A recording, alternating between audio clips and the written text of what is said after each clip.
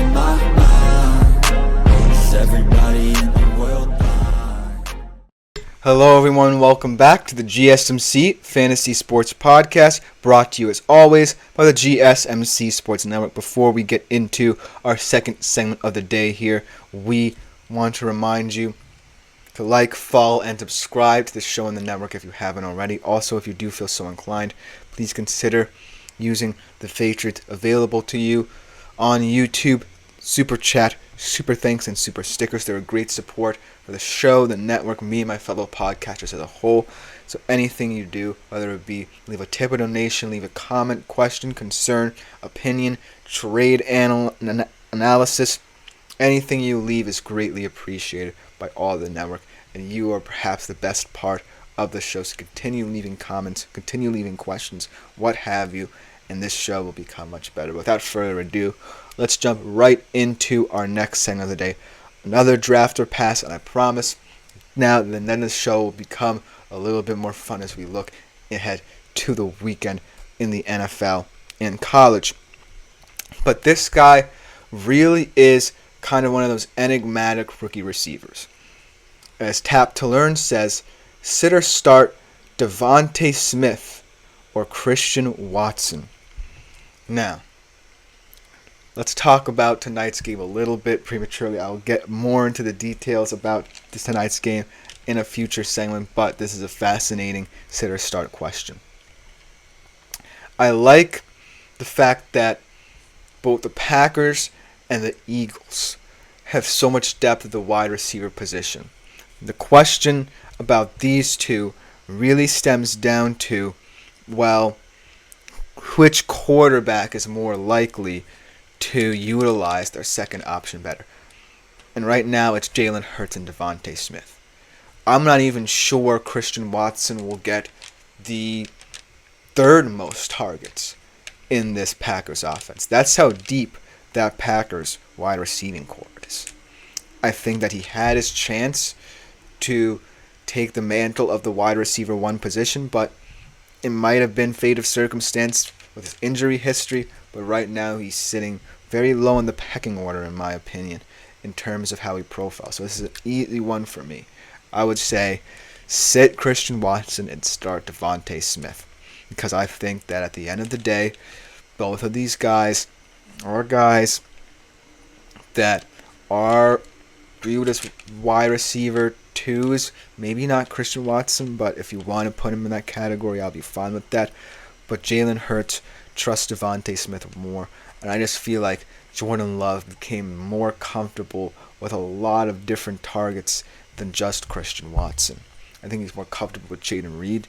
He may even be more comfortable with a guy like Dontavion Wicks, who nobody had on their radar, than Christian Watson at the current moment. So I especially think that Devontae Smith will start the season right and get you a lot of fantasy points in tonight's game. We'll talk about that a little bit more later on in this show.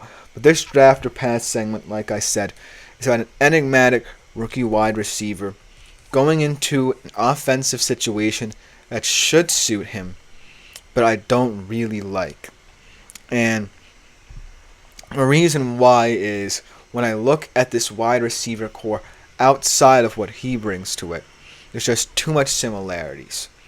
And for this particular team's quarterback, I want him to feel comfortable, because talking about him coming out of the draft many years ago, he was seen as this generational guy. I think that he just needs more weapons that can do many different things in this offense. And while I love this wide receiver, and I want this team to succeed because I really think they can be sneaky good, I just don't see it happening. Let's talk about the enigma that is Brian Thomas Jr. And a lot of people might not have even noticed him in terms of their drafts or in terms of the waiver wire. And that's because he's someone who is a very electrifying player, but I just don't see how he will supplement a team that already has so much verticality and not enough route running. However, there is a silver lining to what Brian Thomas brings to the table, because he is excellent at at what he does. And it may not even matter that he is just another vertical receiver for this Jacksonville wide receiving corps. So let's talk about him a little bit. Last year at LSU, FBS high, 17 touchdowns. In fact, it was the third most in LSU history. 12 came on throws of 20 or plus yards. So as you can see, he does feast on fades, go routes, whatever have you, anything to get vertically down the field. Now, I think that if I were a Jacksonville Jaguars fan, then I would think this pick is exciting. Because Trevor, let's talk about him in this situation, is actually third in the NFL in passes of at least 10 air yards. It might shock some people, but he is very high statistically speaking in terms of getting the ball downfield. My only question is, how long is this going to sustain Trevor Lawrence until, they might start regretting giving him that much money? Because when I look at what Jacksonville Jaguars bring to the table in the receiving corps, they have Christian Kirk, who is an iffy route runner at best, a speedster at best, and I just don't see him evolving outside of that. You add Brian Thomas Jr. to this equation, who I really like and I want to succeed, but did you really have to? And I know it feels weird because in this kind of wide receiver class, he did profile as perhaps the wide receiver 2 in this class behind a guy like Malik Neighbors, who was on the same team as him. But this Jacksonville Jaguars team is much different than LSU because LSU felt more confident with Jaden Daniels throwing the ball downfield than maybe they do with Trevor Lawrence. And that kind of is a little bit BS to me because that's exactly what can open up Trevor Lawrence, but it's also going to lead to his detriment as well if he doesn't have someone who can run routes properly for him and just goes down the field and tries to stretch the field as often as possible. Evan Engram, their tight end, cannot be the guy who's trying to get open while other people are so far downfield. That can't be the makeup of this offense is what I'm trying to say here.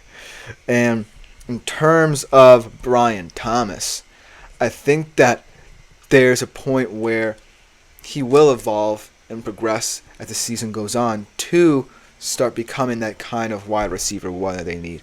A guy who can run different routes. The guy who just doesn't always go up the field. Because at the end of the day, the bottom line is Trevor Lawrence does have the ability to go down the football field. He has that ability. We can see it in his stats.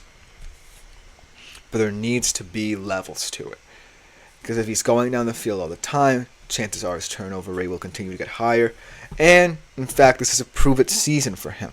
Because if he doesn't, progress this season, then I think the Jacksonville Jaguars will regret putting so much money and investing so much into him. That being said, I think that this draft of Brian Thomas Jr. can also be seen as an advantageous thing.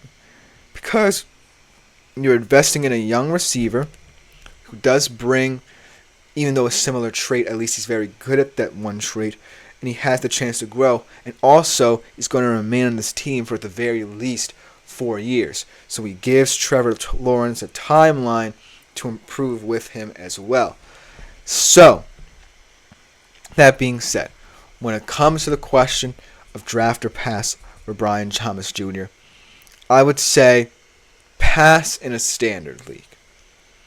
Because at this current point in time, there are so many different wide receivers who I like at this point in time who either have the same attribute but are in an offense that can make that attribute work better or have just improved beyond what Brian Thomas Jr.'s starting level is. Like Tyreek Hill, for example, who is seen as perhaps the best fantasy wide receiver right now. Let's say CeeDee Lamb, I don't know. Guys of that nature. there are guys who are just at a different level than what Brian Thomas Jr. is entering into the league is, and in a better situation overall.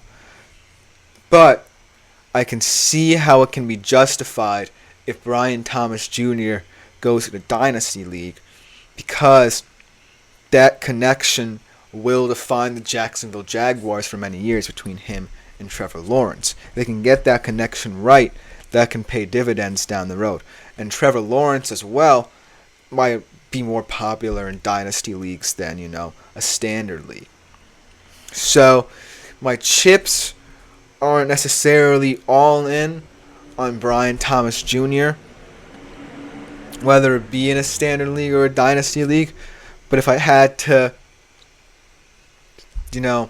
decipher where to lay them, I think it's more in the improvement category than trusting him right away, because he is someone who could be very special for this Jacksonville Jaguars offense if he gets that connection right. But he could also be someone who just muddies the reputation of Trevor Lawrence and just makes this offense a little bit too speed-centric, if you know what I mean. So tread carefully with him. I just thought he would be an interesting player to do a deep dive into, even though he's probably not a big topic of discussion. I think he might be in future years. But to kind of welcome him into the league, so to speak, we do have to kind of talk about his situation a little bit, because he can either improve or he can kind of stay stagnant. As a result, the Jags will stay stagnant as well. But that will just about do it for this segment. Coming next, we switch our attention to the lesser position in fantasy, the defenses.